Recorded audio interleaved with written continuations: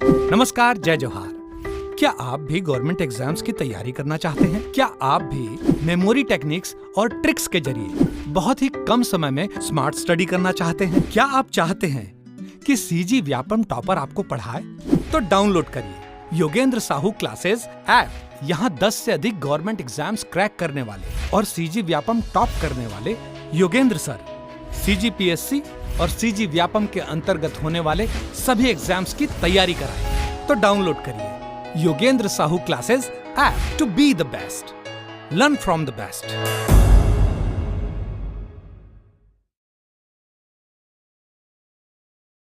कोई भी सपना साकार करने के लिए सबसे जरूरी है सही कोच का होना। चुनिए Yogendra Sahu classes first rank को और करे अपने सीजी व्यापम सीजीपीएससी का सपना साकार। Download the app now. नमस्कार दोस्तों, स्वागत है आपका योगेंद्र साहू ऑनलाइन क्लासेस में। कल की क्लास में हमने देखा था कि छत्तीसगढ़ का प्रतीक चिन्ह और राजभाषा आयोग, इससे संबंधित हमने देखे थे राजकीय पशु, राजकीय पक्षी, राज्य की आकृति, राजकीय वृक्ष और राज्य की प्रतीक चिन्ह, इनके बारे में हमने विस्तृत अध्ययन किया था। एक बार मैं आपको जल्दी से जल्दी इसका रिवाइज करा देता हूँ कि हमने देखा था कि वन भैंसा के बारे में पढ़े थे, जो कि हमारा राजकीय पशु है, जिसे बुबेलस बुबेलिस कहा जाता था। 2001 में इसकी घोषणा हुई थी, ठीक है। फिर इनका जो संकेंद्रण था उदंती, पामेड़, इंद्रावती राष्ट्रीय उद्यान में था। दलदली एवं जलयुक्त क्षेत्र में ये रहते थे, लंबी घास वाले क्षेत्र में। फिर इनका जो विशेषताएं पहले बता देता हूँ कि ये शाकाहारी प्राणी थे। इनका मुख्य आहार घास था। शरीर काला होता था, जन्म के समय पीले होते थे। याद करने के लिए बता देता था, पीले होते थे। दलदल में बैठने के कारण काले हो गए। पैर और घुटने के इसलिए मैला हो गया, तो मटमैला सफ़ेद। छत्तीसगढ़ में पाए जाने वाले सर्वाधिक शुद्ध नस्ल के होते हैं।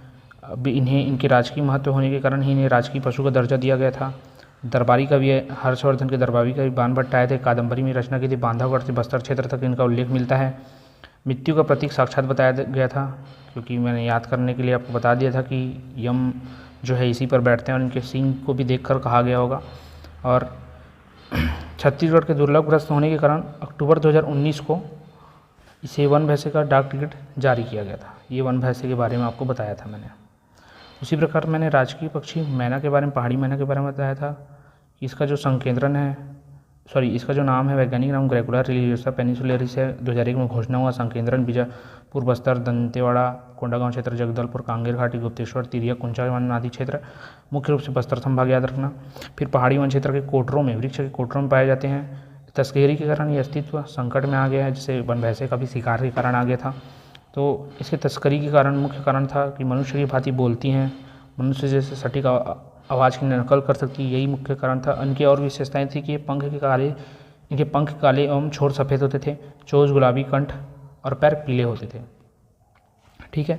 अब इनका जो संरक्षण है कांकेर घाटी राष्ट्रीय उद्यान में किया जा रहा था, ये मैंने आपको बताया था।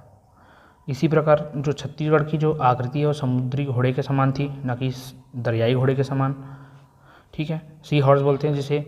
हिपोकैम्पस भी बोला जाता था। 1905 में छत्तीसगढ़ का जो नक्शा स्वतः ही बन गया था, और 1918 में पंडित सुंदरलाल शर्मा की पांड्यलिपि में इसका प्रथम बार स्पष्ट रेखाचित सामने आया था। तो इसको भी मैंने आपको बता दिया था। राजकीय वृक्ष के बारे में बताया था कि साल या सरई को बोला जाता है। सोरिया रोबुस्टा इसका वैज्ञानिक नाम है। बस्तर के क्षेत्र में सर्वाधिक मात्रा में पाए जाते हैं, और दक्षिण सरगुजा, कांकेर, गरियाबंद, राजनांदगांव क्षेत्र में पाए जाते हैं। ये विशेषकर याद रखना है आपको। और जो बस्तर के कोमलनार एवं मंगनार क्षेत्र हैं, उसमें जो ऊंचे ऊंचे वृक्ष पाए जाते हैं वो नेपाल के तराई क्षेत्र के समान है। अब प्रदेश में सर्वोत्तम किस्म के जो साल वन है वो केसकाल घाटी, कोंडागांव क्षेत्र में पाए जाते हैं। अब बस्तर में सर्वाधिक साल वन होने के कारण है साल वनों का द्वीप भी कहा जाता है। और ये जो साल वन होते हैं पतझड़ वन होते हैं, और राज्य के 40% क्षेत्र पर, कितने 40% क्षेत्र पर ये राजकीय वृक्ष पाए जाते हैं। तो इतना हमने पिछले वीडियो में देखा था। प्रतीक चिन्ह के बारे में डिस्कस किया था कि जो छत्तीसगढ़ है वो हरे रंग का, प्रतीक चिन्ह अशोक स्तंभ जो है वो लाल रंग का, धान की बालियाँ सुनहरी, ऊर्जा नीला, और नदियों को रेखांकित किया गया तिरंगे के रंग में। इसमें साल वृक्ष सम्मिलित नहीं है, एक बात आप ध्यान रखिएगा। इसे 4 सितंबर 2001 को अपनाया गया था, और 4 जुलाई 2001 को हर्बल स्टेट के रूप में दर्जा मिला था छत्तीसगढ़ को। हर्बल स्टेट क्या होता है? जहाँ बहुत ज़्यादा औषधियों से भरपूर क्षेत्र पाया जाता है। अब आज हम आगे पढ़ेंगे कि राजकीय गमछा क्या है। राजकीय गमछा इसे कब लाया गया और इसका लोकार्पण कब किया गया, क्यों इसे बनाया गया है, किन्हें दिया जाता है, इनकी लंबाई चौड़ाई क्या है, कितने रुपए में आता है, इसकी विशेषताएं क्या है, कौन से कपड़े से या किस प्रकार से इसका निर्माण हुआ, इन सब के बारे में भी पढ़ेंगे। तो अभी देखते हैं राजकीय गमछा। राजकीय गमछा है, इसका लोकार्पण हुआ था 14 अक्टूबर 2021 को। 14 अक्टूबर 2021 को, ये डेट आपको याद करना है, ये इंपॉर्टेंट है, 14 अक्टूबर 2021।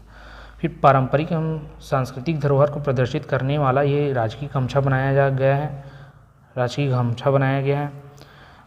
अब इसका निर्माण किसने किया है, तो टसर, सिल्क और खादी से निर्माण किया गया। ये जो पारंपरिक और सांस्कृतिक धरोहर को प्रदर्शित करने वाला जो गमछा है, राजकीय गमछा, जिसे 14 अक्टूबर 2021 को लोकार्पण इसका किया गया है, तो ये टसर, सिल्क और खादी से बनाया गया है। टसर, सिल्क और खादी से बनाया गया। अच्छा, इसका लोकार्पण किसने किया, तो मुख्यमंत्री भूपेश बघेल ने किया था। ठीक, अब ये जो टसर, सिल्क और खादी से जिसे बनाया गया है गमछे को, उसकी बुनाई किसने की, तो सिवनी और चांपा के बुनकरों द्वारा, सिवनी चांपा के बुनकरों द्वारा इसकी बुनाई की गई है, और बालोद, दुर्ग, राजनांदगांव के बुनकरों द्वारा इसे तैयार किया गया है। तो ये दोनों याद रखना है आपको। बुनाई पूछा जाए तो सिवनी चांपा से, सिलाई बुनाई ऐसे करके आप याद रख सकते हैं, तो सिलाई से सिवनी कर लेना, सिवनी चांपा से बुनाई, और तैयार किया गया है बालोद, दुर्ग, राजनांदगांव से, बालोद, दुर्ग, राजनांदगांव के बुनकरों द्वारा। अभी जो गमछा है उसकी लंबाई कितनी है, तो 84 इंच इसकी लंबाई है और चौड़ाई 24 इंच है। 84 इंच लंबाई और 24 इंच चौड़ाई, तो लंबाई अधिक होती है, चौड़ाई कम होती है, तो 84 और 24 में आपको ज़्यादा दिक्कत नहीं होगा। अब इसकी कीमत कितनी रखी गई है, तो जो टैक्स के साथ है, GST के साथ इसकी कीमत है 1534 रुपये। कितनी कीमत, 1534 रुपये।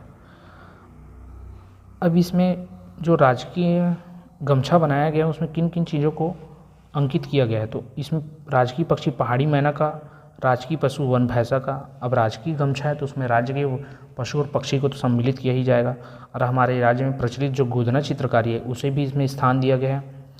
बस्तर के जो प्रसिद्ध गौर मुकुट है, बस्तर का प्रसिद्ध गौर मुकुट, ये हम आगे जनजाति के टॉपिक में देखेंगे कि गौर मुकुट होता क्या है, तो उसे भी इसमें स्थान दिया गया है। मांदर का दिया गया है, और लोक नृत्य करते हुए जो हमारे क्षेत्र के आदिवासी क्षेत्र के लोक कलाकार हैं, वो लोक नृत्य करते हुए लोक कलाकारों को भी इसमें स्थान दिया गया, इस गमछे में उन्हें अंकित किया गया। फिर धान की बालियों को भी किया गया। धान की बाली विशेषकर आएगा ही, आप ये याद रख लीजिएगा। राजकीय चिन्ह में भी देखा था हमने, धान की बाली आई थी, क्योंकि हमारा छत्तीसगढ़ धान का कटोरा है और उसके लिए ही बहुत ज़्यादा विख्यात है। और हल जोतते किसान का भी, धान की बाली है तो हल जोतते किसान का भी होगा। और सरगुजा की पारंपरिक भित्ति चित्रकला का भी किया गया है। ठीक है, तो इन्हें आप ध्यान रखिएगा, ये बहुत ही इंपॉर्टेंट है। राजकीय पक्षी, राजकीय पशु गोधना का, बस्तर के प्रसिद्ध गौर मुकुट का, फिर मांदर का है, और मांदर बजाते, रिलेट करके बता रहा हूँ मैं आपको। गौर मुकुट पहन के मांदर बजाते हुए नृत्य कर रहे हैं, लोक नृत्य। फिर धान, किसान हल जोत रहे हैं जिससे धान की बाली उत्पन्न होगी, और उससे पारंपरिक भित्ति चित्रकला किया जाएगा। आप ऐसे रिलेट कर सकते हैं, जैसा भी रिलेट हो, याद आपको होना चाहिए, ये इंपॉर्टेंट है। फिर प्रदर्शित, इसमें जो छत्तीसगढ़ राज्य की पारंपरिक संस्कृति को प्रदर्शित किया जा रहा है। अब इसका उद्देश्य क्या है, राजकीय गमछा लाया क्यों गया, इसका उद्देश्य क्या था, तो हमारे राज्य में जितने भी अतिथि आते हैं उनको छत्तीसगढ़ी टच वाला एक कोई उपहार देने के लिए, एक स्मृति चिन्ह स्वरूप देने के लिए इस गमछे को बनाया गया है, जिसमें हमारे राज्य से संबंधित जो भी इम्पोर्टेंट चीज़ें हैं उनका अंकन किया गया है। और ये जब हम अतिथियों को भेंट करें तो उनको हमारे छत्तीसगढ़ की याद रहे और एक विशेष स्मृति चिन्ह भी मिले, इसलिए इसका निर्माण किया गया। तो वही दिया गया है, राज्य के अतिथियों को भेंट करने के लिए छत्तीसगढ़ी टच वाला गमछा बनाया गया है।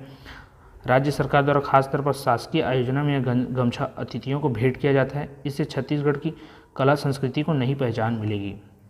ठीक, अब इसमें विशेष क्या है, तो गमछा तैयार करने वाली जो पारिश्रमिक के अलावा, जो गमछा तैयार कर रहे हैं जो बुनकर, उनको उनकी पारिश्रमिक के अलावा भी जो गमछे से होने वाली आय का 95% हिस्सा दिया जाएगा। 95% हिस्सा मतलब अगर गमछे को हम बेचते हैं तो उनसे जितना भी हमें आय होता है उसका 95% हिस्सा भी उन बुनकरों और गोधना शिल्पकारों को दिया जाएगा। तो यह बात विशेषकर ध्यान रखिएगा। ये हमारा राजकीय गमछा है। इसे याद करने के लिए आपको जो अंकित क्या क्या चीज़ें हैं उसके लिए आपके लिए विशेष है कि आप एक बार इसमें नेट में सर्च करके ज़रूर देखिएगा कि क्या क्या चीज़ इसमें अंकित है, वो आपको देखने से और ज़्यादा अच्छे से याद हो जाएगा। ठीक है, तो मैंने क्या क्या बताया, 14 अक्टूबर 2021 को इसका लोकार्पण किया गया मुख्यमंत्री द्वारा। ये सांस्कृतिक धरोहर को प्रदर्शित करने वाला है, जो कि शासकीय कार्य आयोजनों में आने वाले अतिथियों को छत्तीसगढ़ी टच देने के लिए और स्मृति चिन्ह के रूप में इस गमछे को दिया जाएगा, इसलिए इसका निर्माण कराया गया है। इसका निर्माण किया किससे गया है, तो टसर सिल्क और खादी से। किसने किया, तो बुनाई किया था सिमनी चांपा के बुनकरों ने और तैयार किया था बालोद दुर्ग राजनांदगांव के बुनकरों द्वारा। माप बता दिया था 84 इंच और 24 इंच चौड़ाई है उसकी। 1534 रुपये उसकी कीमत है। अंकन में पहाड़ी मैना, वन भैंसा, गोदना चित्रकारी, प्रसिद्ध गौर मुकुट, मादर, लोक नृत्य करते हुए धान की बाली, हल जोतते हुए किसान और सरगुजा की पारंपरिक भित्ति चित्रकला है। तो ये आप ध्यान रखिएगा विशेषकर। अब आगे देखते हैं कि स्थानीय अवकाश भी कुछ दिया गया है। तो स्थानीय अवकाश ये याद रखिएगा कि अभी के का बहुत ही प्रमुख टॉपिक बन के आ रहे हैं एग्ज़ाम में, तो आप इन्हें भी याद करते चलिए। अब स्थानीय अवकाश मतलब जो स्थानीय शासन सरकार द्वारा दिया जाता है, तो छत्तीसगढ़ सरकार द्वारा दिया जाएगा। उद्देश्य क्या है, तो ग्रामीण संस्कृति के संरक्षण के लिए, जो हमारी पुरातन संस्कृति चली आ रही छत्तीसगढ़ की, उसे सहेजने के लिए, उसे और संवर्धित करने के लिए इन अवकाशों को दिया जा रहा है। तो ग्रामीण संस्कृति के संरक्षण के लिए दिया जा रहा है। अभी कौन कौन से दिवस हैं, तो उसको आपको याद रखना है, इम्पॉर्टेंट बहुत है। अब हरेली याद रखना, तीजा याद रखना। हरेली और तीजा तो जनरली अभी सबको याद हो ही गया होगा। उसके अलावा कर्मा जयंती याद रखना। आदिवासी दिवस, विश्व आदिवासी दिवस 9 अगस्त, विश्व आदिवासी दिवस 9 अगस्त को भी दिया जाता है। अभी इसका आयोजन भी किया जाता है हमारे छत्तीसगढ़ में, आदिवासी कार्यक्रम। फिर छठ पूजा को दिया जाता है, छेरछेरा पुन्नी को भी दिया जाता है, शाकंभरी जयंती और नवाखाई में भी दिया जाता है। तो टोटल 8 दिन को शासकीय अवकाश, स्थानीय अवकाश दिया गया है, जिसमें हरेली, तीजा, कर्मा, आदिवासी, छठ, छेरछेरा, शाकंभरी और नवाखाई है। ये आप याद रखिएगा। बार बार पढ़ते रहने से वो आपको आसानी से याद हो जाएगा। फिर राजकीय प्रतीक वाक्य क्या है, हमारी जो छत्तीसगढ़ का राजकीय प्रतीक वाक्य क्या है, तो प्रतीक वाक्य है गढ़बो नवा छत्तीसगढ़। गढ़बो नवा छत्तीसगढ़, ये छत्तीसगढ़ी भाषा में है। इसका अर्थ क्या होता है, तो नए छत्तीसगढ़ का निर्माण करेंगे।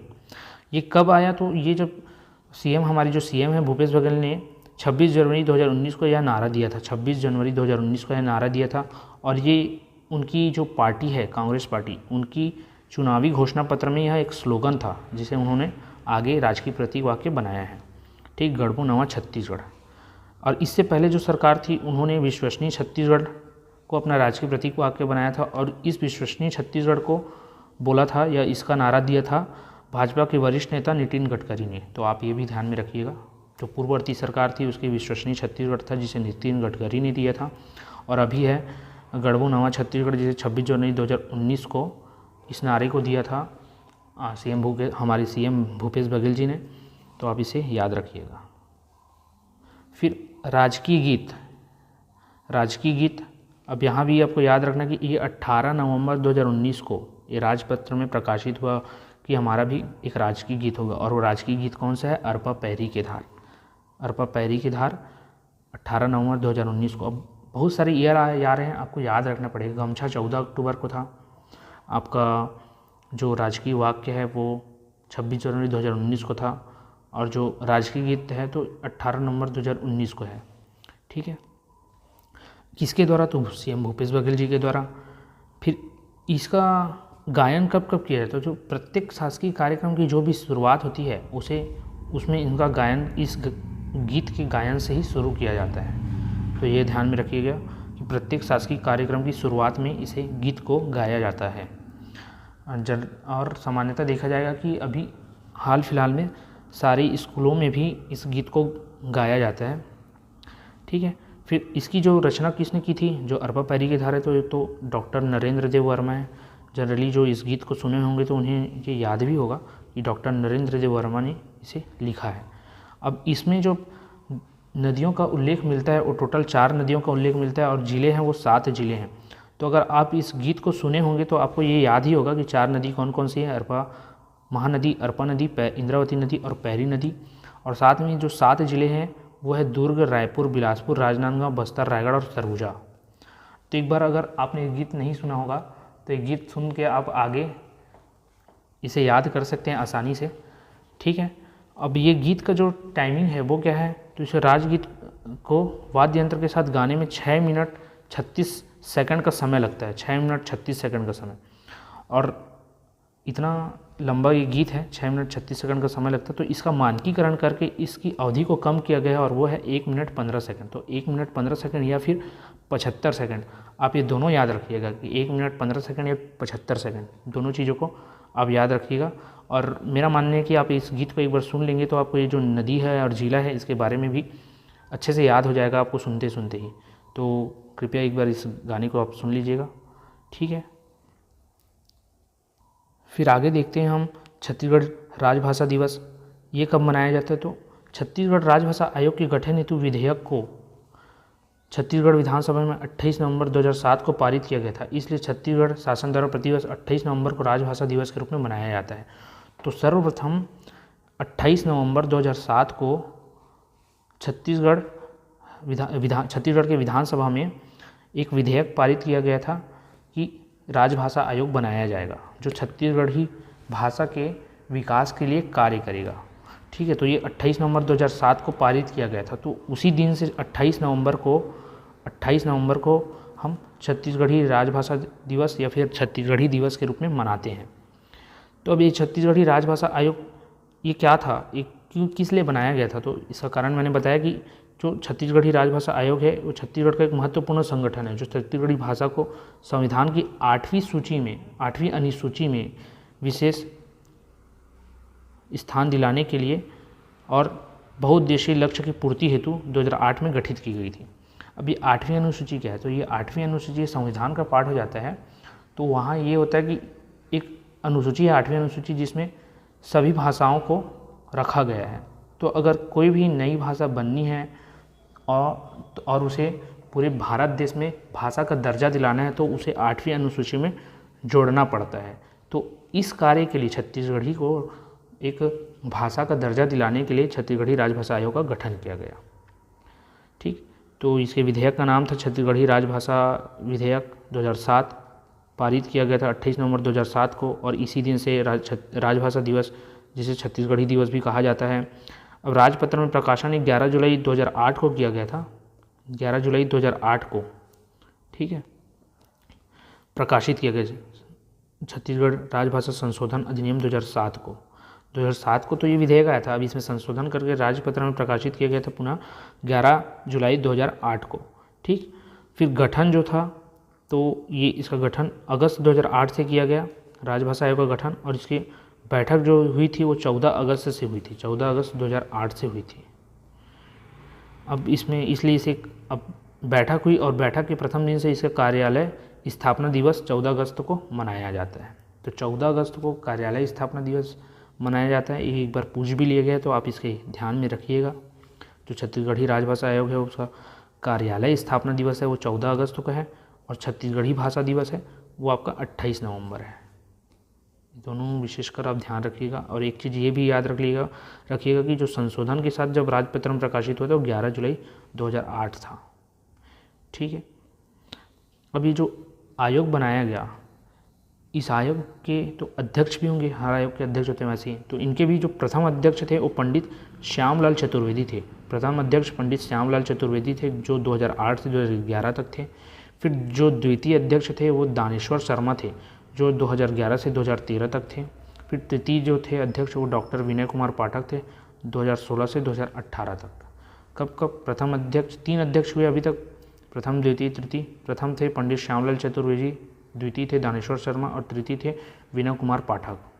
तो श्यामलाल, दानेश्वर, विनय कुमार पाठक। ठीक, फिर इसको आप साम दाम पाठ करके याद कर लेना। शाम दाम पाठ अगर आपसे याद ना हो तो शाम से श्यामलाल चतुर्वेदी, दान से दानेश्वर शर्मा, पाठ से विनय कुमार पाठक। ठीक है, फिर ये जो छत्तीसगढ़ी राजभाषा आयोग था इसके उद्देश्य और लक्ष्य क्या थे, तो मैंने बताया कि 8वीं अनुसूची में राजभाषा को संविधान की 8वीं अनुसूची में दर्जा दिलाना ये सबसे प्रमुख लक्ष्य था और उद्देश्य था। फिर छत्तीसगढ़ी को राजकाज की भाषा के उपयोग में भी लाना और जो हमारे स्कूलों में त्रिभाषीय रूप में जो पाठ्यक्रम शामिल है जिसमें हिंदी, इंग्लिश है उसके साथ छत्तीसगढ़ी को भी शामिल करना, ये इसका उद्देश्य था। तो क्या क्या उद्देश्य था? 8वीं अनुसूची में छत्तीसगढ़ी भाषा को दर्जा दिलाना, राजकाज की भाषा में छत्तीसगढ़ी का प्रयोग लाना और हमारे पाठ्यक्रम में भी इसे शामिल करना, ये 3 काम थे। फिर योजनाएं क्या थी? तो इससे संबंधित 2 योजनाएं, एक माई कोठी योजना और एक बिजहा योजना। तो माई कोठी योजना क्या है? तो छत्तीसगढ़ से संबंधित जो भी बुक प्रकाशित होती है, जो भी पुस्तक प्रकाशित होती है, उसे खरीद कर संग्रहित करना, एक जगह संग्रहित करना, ये माई कोठी योजना है। और बिजहा योजना के अंतर्गत हम छत्तीसगढ़ी भाषा के लुप्त होते जो शब्द हैं उन्हें संग्रहित कर पुनः प्रचलन में लाने का प्रयास करेंगे, ये बिजहा योजना है। बिजहा योजना जो लुप्त हुए शब्द हैं उन्हें पुनः प्रचलन में लाना है बिजहा योजना में। और माई कोठी योजना, कोठी से आप क्या समझते हैं? कोठी जहाँ किसी भी चीज़ को संग्रह करके रखा जाता है। हम आमतौर पर देखेंगे कि छत्तीसगढ़ में जो कोठी रहता है वहाँ अन्न का संग्रहण किया जाता है। तो उसी रूप में जो छत्तीसगढ़ी भाषा संबंधी जो पुस्तक हैं उनका संग्रहण करेंगे, वो छत्तीसगढ़ी माई कोठी योजना के अंतर्गत आ जाएगा। और बिजहा योजना में भाषा है, भाषा के जो शब्द हैं वो क्या है? एक प्रकार से बीज है, समझ लेंगे। तो जो बिजहा योजना के अंतर्गत जो लुप्त हो चुके शब्द हैं उन्हें पुनः प्रचलन में लाना, ये बिजहा योजना में आ जाएगा।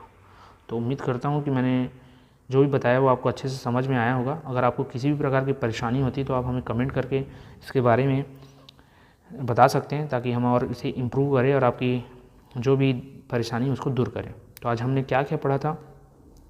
राजकीय गमछा देखा था, विशेषकर इसका डेट याद रखना कि 14 अक्टूबर 2021 है। फिर हमने पढ़ा था राजकीय प्रतीक वाक्य गढ़बो नवा छत्तीसगढ़, इसका भी डेट याद रखना 26 जनवरी 2019 को। लोकगीत 18 नवंबर 2019 को, राजकीय गीत 18 नवंबर 2019 को। ये तो 28 नवंबर 2007 है, इससे पहले भी हमने देखा है, तो ये याद तो होगा आपको। 28 नवंबर को राजभाषा दिवस मनाया जाता है और इनके अध्यक्ष और इनका कार्य क्या था। साथ में हमने स्थानीय अवकाश के दिन भी देखे थे, टोटल 8 थे। हरेली, तीजा, कर्मा जयंती, विश्व आदिवासी दिवस, ये 9 अगस्त है, आप ध्यान रखिएगा। छठ पूजा, छेरछेरा पुन्नी, शाकंभरी जयंती और नवाखाई। तो ये सभी चीज़ों को आज हमने पढ़ा एक बार। ये बहुत ही इंपॉर्टेंट चैप्टर है एग्ज़ाम के भी दृष्टिकोण से, तो आप इसे कम से कम 1 से 2 बार और इस वीडियो को देखिएगा, ताकि ये आपको और अच्छे से याद हो जाए। आज की वीडियो में बस इतना ही, इसके आगे का देखते हैं अगले वीडियो में।